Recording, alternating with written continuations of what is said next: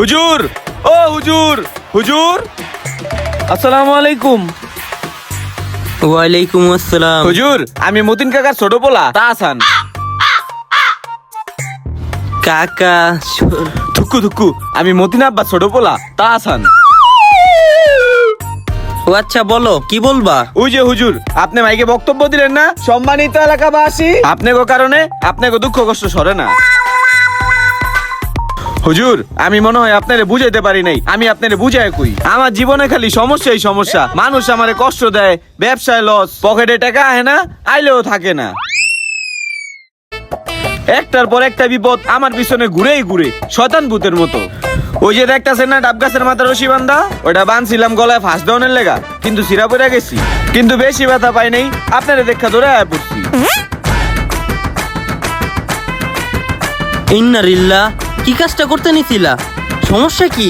এই যে এই সমস্যাগুলো মাত্র আপনারে কইলাম, এই সমস্যাগুলো সমাধান করার লেগা আমারে তাবিজ বা একটা আমল দেন, নাই তো আমি কিন্তু আবার যা ঝুলে থাকমু। জামু না না না না, এটা তো মহাপাপ। আচ্ছা, এই সমস্যা থেকে মুক্তি পর আমি তোমার একটা উপায় বের করে দিতে আছি, কিন্তু সত্য একটা। কি সত্য? কোন কোন হুজুর, জীবন শেষ করে দিমু, কিন্তু সমাধান লাগবো আমার। এটা মুখে দাও তো।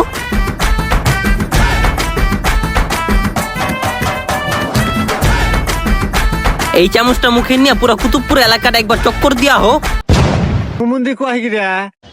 কিন্তু সত্য একটা, চামচের থেকে যেন এক ফোঁটা তেলও না পড়ে, তাহলে কিন্তু সমাধান আমি দিমু না। হুজুর, আপনি এটা কি করলেন? মুখে চামচ নিয়ে কি পুরা কুতুবপুর এলাকাটা ঘোরা সম্ভব? একটু লাড়াচাড়া খাইলে তো তেলটা পড়ে যাবো গা। তোমার সমস্যার খুবই সুন্দর একটা সমাধান ছিল, কিন্তু না পারলে নাই, দাও, সমাধান লাগবো না। ঠিক আছে হুজুর, আমি কুতুবপুরটা ঘুরতেছি।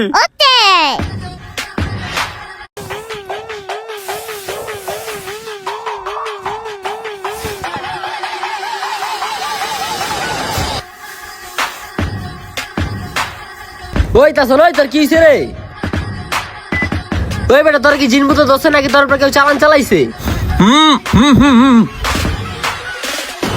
হুজুর, হুজুর, ও হুজুর, এই দেন যত সকালে পুরা কুতুবপুর ঘুরে আইছি, দেন এবার আমার সমাধান দেন।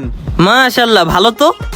আচ্ছা, ঘোরার সময় ওই কুতুবপুরের ওইখানে বাজারে কিছু পোলাপাইন ফুটবল খেলতে আসছিল, তুমি কয়জন পোলাপাইন দেখছো? হুজুর, আমি তো খেলার দিকে তাকাইনি, তাকাইতে গেলে তো তেল পড়ে যেত।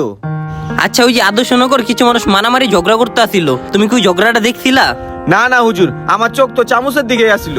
রাস্তায় কে মারামারি করলো আমি ওগুলো দেখি নাই।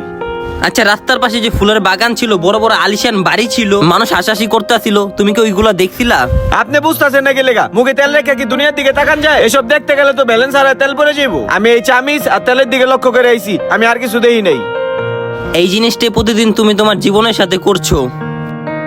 আল্লাহ তোমার দুইটা হাত দিছে, সুস্থ দুইটা পাও দিছে, কত সুন্দর সুস্থ সবল একটা দেহ দিছে, দেহার লেগা দুইটা চোখ দিছে, দুইটা কান দিছে হুনার লেগা। তোমার ঘরে তোমার মা আছে, বাপ আছে, কত লাখ লাখ টাকার দামি দামি সম্পদ তোমার আশেপাশে ছিটায় আছে, কিন্তু তুমি কি করছো জানো? সেই নেয়ামত গুলার দিকে না তাকিয়ে অন্ধের মতো চোখ বন্ধ করে ছোট ছোট সমস্যা তেলের দিকে তাকায় আছো।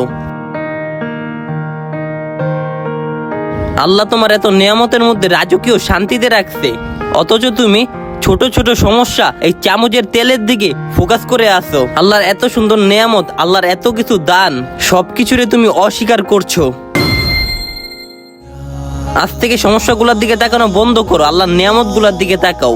আলহামদুলিল্লাহ বলতে শিখো, দেখবে সব সমস্যা এক নিমিষে শেষ হয়ে যাবে।